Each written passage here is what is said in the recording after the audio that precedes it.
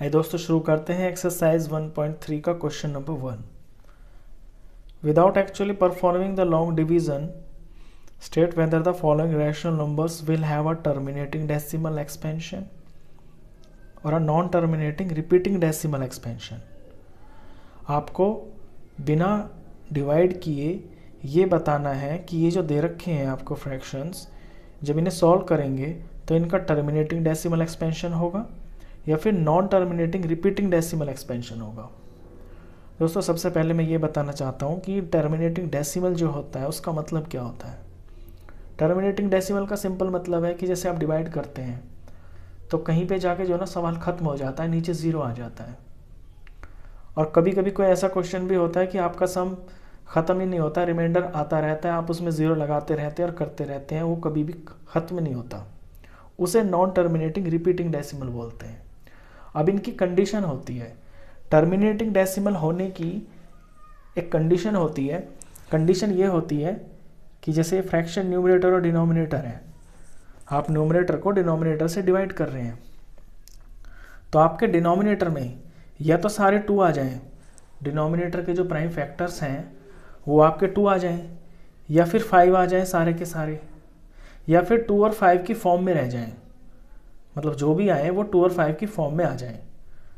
तो ये कह सकते हैं जैसे टू की पावर m, फाइव की पावर n इस फॉर्म में आ जाए तो आपका जो सवाल है वो टर्मिनेटिंग हो जाएगा, वो ख़त्म हो जाएगा नीचे जाके। इसी के बेस पे आपके क्वेश्चन है। चलिए फर्स्ट क्वेश्चन करते हैं। फर्स्ट पार्ट है आपका 13/3125। अब क्योंकि डिनोमिनेटर के इसमें प्राइम फैक्टर्स निकालने हैं तो डिनोमिनेटर के प्राइम फैक्टर्स निकालते हैं। 3125 ये आपका 5 से जाएगा, 625 आ गया, ये 5 से जाके 125 आ गया, 5 से जाके आपका 25 आ गया, ये 5 से 5 आ गया, 5 से 1। तो ये आ जाता है आपका 13/5 की पावर 5, क्योंकि ये 5 की फॉर्म में है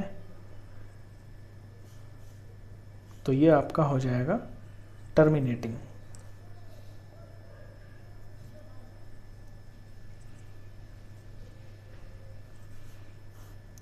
चलिए सेकंड करते हैं।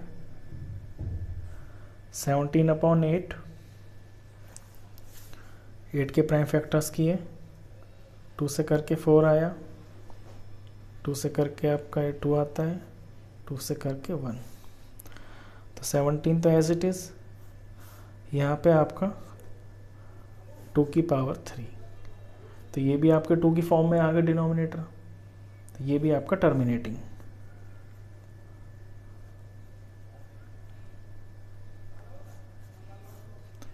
थर्ड पार्ट करते हैं इसका। थर्ड है 64/455। 455 के पीएफ निकालें। ये आपका 2 से नहीं जा रहा है, ये 3 से भी नहीं जा रहा, ये आपका 5 से जा रहा है। 91 आ गया, 7 से किया 13, 13 प्राइम नंबर है, 13 से ही होगा। 64 न्यूमरेटर में और डिनोमिनेटर में जो फॉर्म बनती है 5 × 7 × 13। तो 5 तो है इसमें, लेकिन 5 से अलग 7 भी है और 13 भी है, और ये जो 7 और 13 है वो किसी भी तरह से ऊपर 64 से कट भी नहीं रहे हैं। ये भी ध्यान रखना है दोस्तों कि अगर कोई चीज़ नीचे एक्स्ट्रा आ भी जाती है और वो अगर ऊपर किसी से कटती है तो उसे काट भी देना है, फिर फाइनली देखना है कि फाइनल फॉर्म जो बचती है वो क्या है। तो 7 और 13 ऊपर किसी से कट भी नहीं रहे हैं, तो 5, 7, 13 की फॉर्म में ही डिनोमिनेटर है और इसमें ही रहेगा, तो ये आपका टर्मिनेटिंग नहीं है, ये हो जाएगा आपका नॉन टर्मिनेटिंग रिपीटिंग।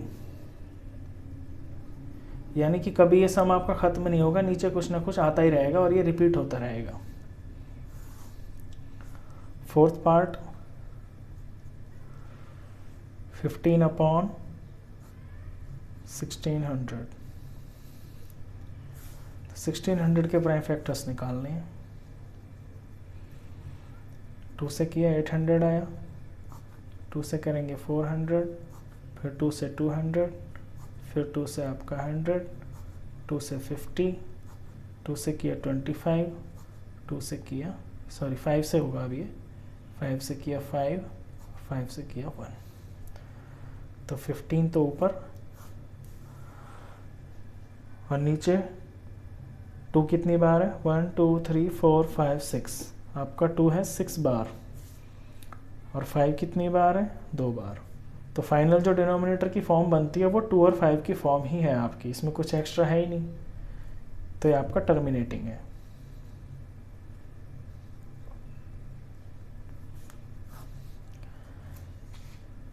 चलिए इसका 5th पार्ट करते हैं।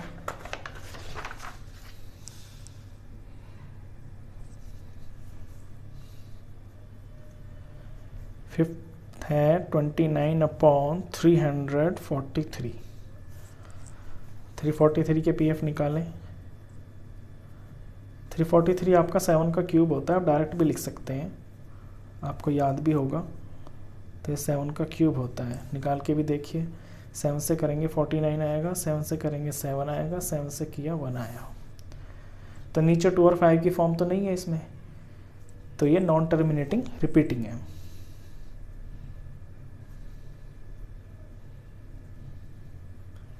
Non terminating repeating.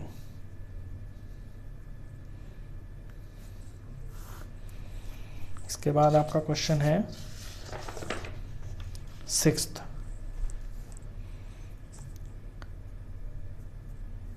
पार्ट में है 23/2 और 5/2। ये तो डायरेक्ट ही दिया हुआ है फॉर्म में, इसके तो आपको प्राइम फैक्टर्स करने की भी यहाँ ज़रूरत नहीं पड़ रही है, और फॉर्म भी 2 और 5 की है, तो ये आपका टर्मिनेटिंग है।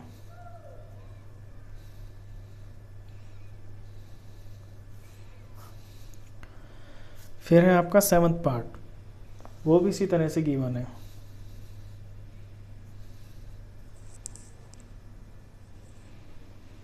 वन 129 ऊपर है और नीचे आपका 2 की पावर 5 है, 5 की पावर 7 है और 7 की पावर आपकी 5 है। अब नीचे 2 और 5 तो हैं और 7 भी है, और ये जो 7 की पावर 5 है ये किसी भी तरह से आपके 129 से ख़त्म नहीं हो सकती, एज इट इज़ ही रहेगी। तो यानी 2, 5 और 7 इसकी फॉर्म हो गई, तो ये आपका नॉन टर्मिनेटिंग रिपीटिंग है।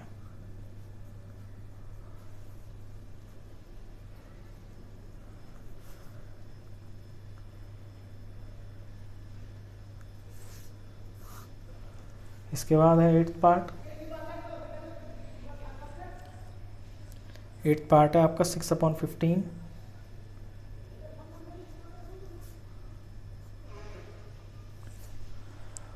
और 15 के पीएफ आप निकालेंगे तो ये 3 और ये 5 और ये 5 से किया 1, तो ये आया 6/3 × 5।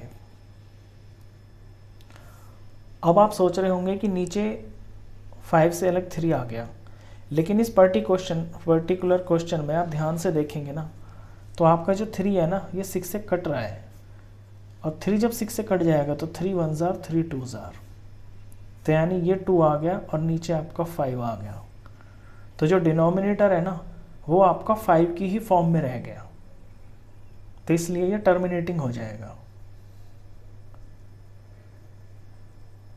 इसलिए ये भी आपको ध्यान देना होता है कि नीचे जो चीज़ है 2 और 5 से अलग अगर कुछ है तो क्या वो ऊपर वाले किसी नंबर से कैंसिल हो रही है या नहीं हो रही है। अगर हो जाती है और नीचे 2 और 5 की फॉर्म में आ जाए आपका आंसर डिनोमिनेटर, तो भी वो टर्मिनेटिंग ही होता है। इसके बाद 9th पार्ट है 35/50। 50 के पीएफ निकालें तो आपका 2 से जाकर 25 आएगा, फिर 5 से 5, फिर 5 से 1, तो ऊपर तो 35 है, नीचे 2 × 5 × 5, या ऐसे लिख लें 35/2 एक बार और 5 आपका 2 बार। तो नीचे 2 और 5 की फॉर्म में ही है क्वेश्चन, तो ये आपका टर्मिनेटिंग है।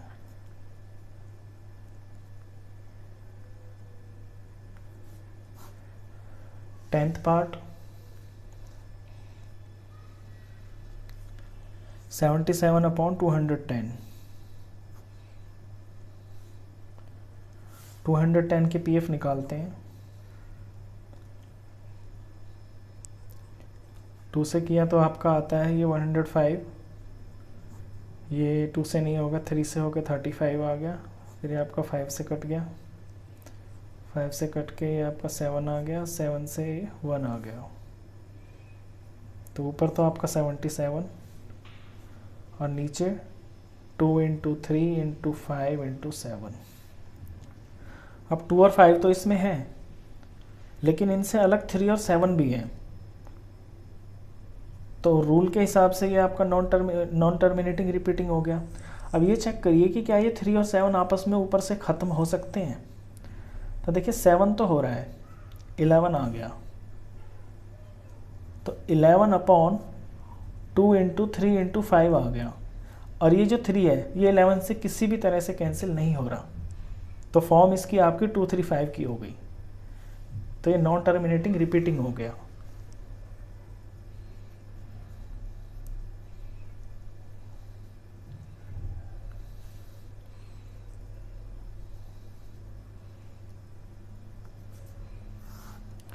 इस तरह से आपका क्वेश्चन नंबर 1 था। आई होप आपको टर्मिनेटिंग और नॉन टर्मिनेटिंग रिपीटिंग का ये जो कॉन्सेप्ट है ये भी आपको बहुत अच्छे से समझ में आ गया होगा। वीडियो अच्छा लगा हो तो प्लीज़ इसे लाइक कर देना, और 10th क्लास का कंप्लीट मैथ्स पढ़ने के लिए आप इस चैनल को भी सब्सक्राइब कर देना। Thank you.